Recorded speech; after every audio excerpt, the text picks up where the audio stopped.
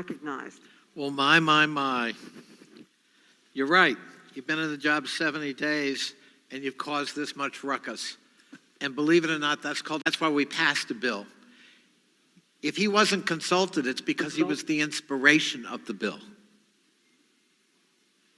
A dubious distinction, nonetheless.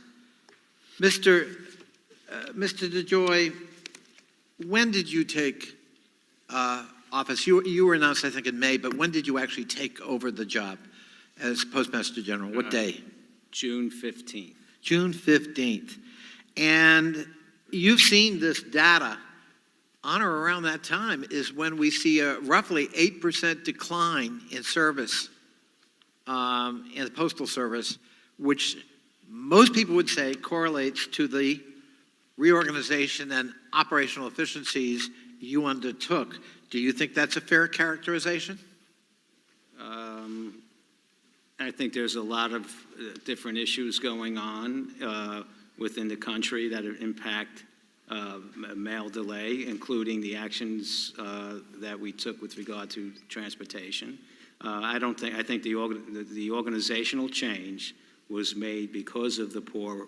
It was accelerated because of the poor rollout. I understand. I think that will strengthen the recovery. But of course, we all live in a context, don't we, Mr. DeJoy? That is true. You're in the context of the worst pandemic in 100 years, 176,000 Americans dead, 40,000 postal employees who have gotten the virus or quarantined because of it, and sadly, a few dozen dead.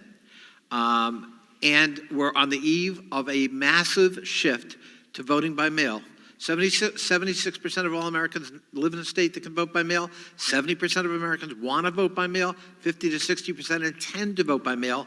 And along comes this. Yeah. Now, let's stipulate that your motives were pure, that you came at this like a normal private sector CEO, you see some problems, you want to create some efficiencies and save some money and make us work better. Wouldn't you think, though, that you might take into consideration the context? And if you didn't, as a good CEO, when you saw unintended consequences, which your testimony would have us believe these were unintended, you'd take measures quickly to ameliorate the unintended consequences, namely scaring the public half to death about the reliability of the Postal Service. Lots of anecdotal, if not empirical data that in fact it materially affected the delivery of mail. As the new Postmaster General, you don't want to be seen as the guy who actually damaged the 244 reputation of the Postal Service and scared voters into believing that their ballots won't get on time because of your service, do you? So I understand the context, and I think when we look in terms of the context, it was the summertime, mail volume was down, significantly.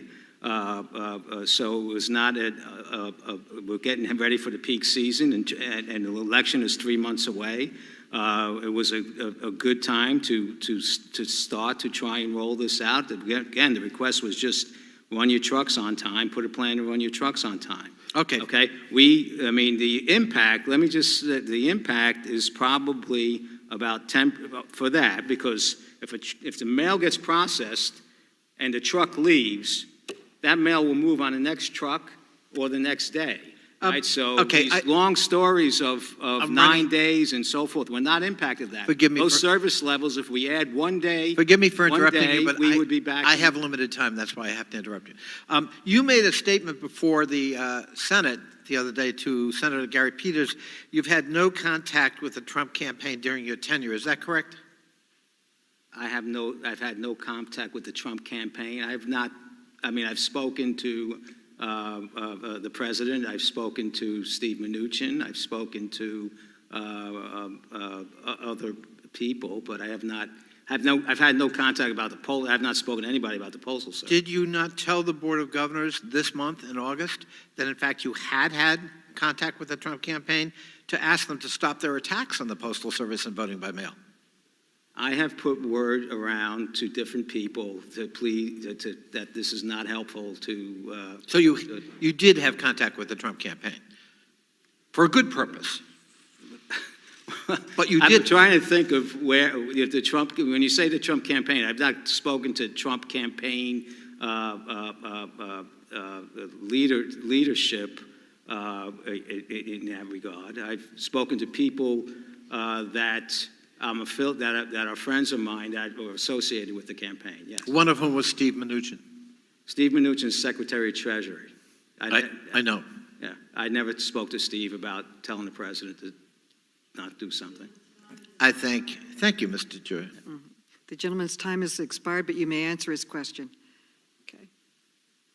What was The question, I'm sorry, the question was, what conversations did you have with the Secretary of Treasury, Mr. Mnuchin, about the Postal Service, your hiring, and the consequences that seem to have unfolded with these operational efficiencies? The conversation I had with the secretary were when I came here, we had this note that was kind of stuck in the mud, and I worked with him to get the note done. And it was really, I'm going to try and control cost and grow revenue, and it was very high level thing, and let's try and get the deal done so we have the loan. And that was really it. Thank you. Mr. Jordan.